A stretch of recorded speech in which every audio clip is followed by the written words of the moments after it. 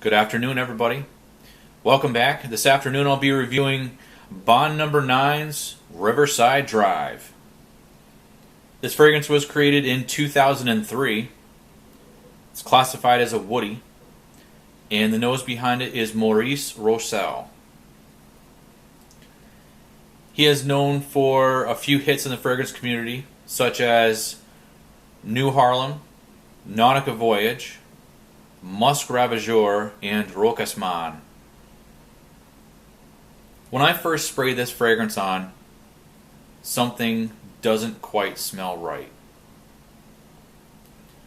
It's herbal from a very strong, almost medicinal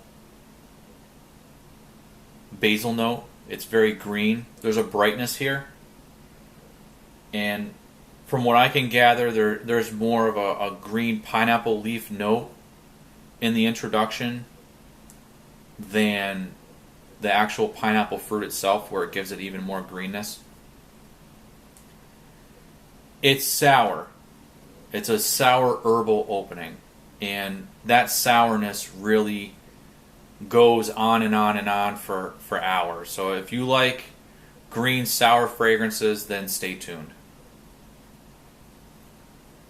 After about an hour, there's a more wetness and more dampness from a violet leaf note. And for me, it's a smooth, wet violet leaf. It doesn't add a brightness to it like you would get in Green Irish Tweed. It's really more of a damp feeling.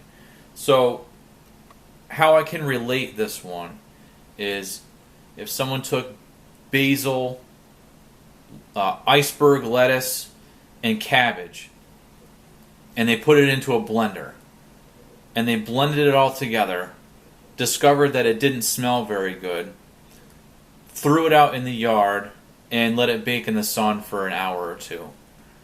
That's really how I can describe this one. It's off-putting, and I would find it hard to believe that the person that made this fragrance in Maurice Rochelle found it to be a pleasant fragrance. For me, it's too bitter, and it's really too herbal, and the combination of those two, it just doesn't smell quite right. In my opinion, this is a very poor release. It does carry with it longevity, but I find it to be more of a curse than a blessing. So I had my girlfriend smell it. She absolutely couldn't stand it.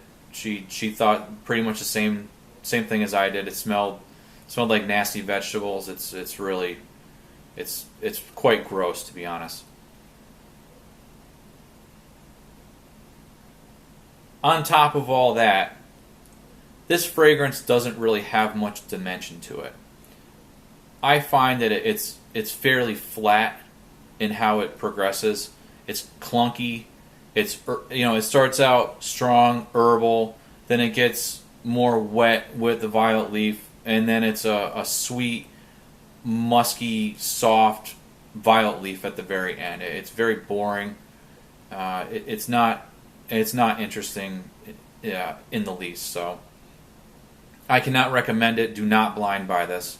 It's certainly not a crowd pleaser, and you really have to love that sour, bitter, green, herbal type of scent, and I really can't relate it to anything else on the market. It's really that bad.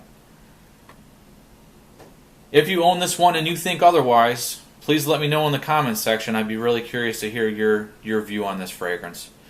Please comment, like, and subscribe, and thanks for watching.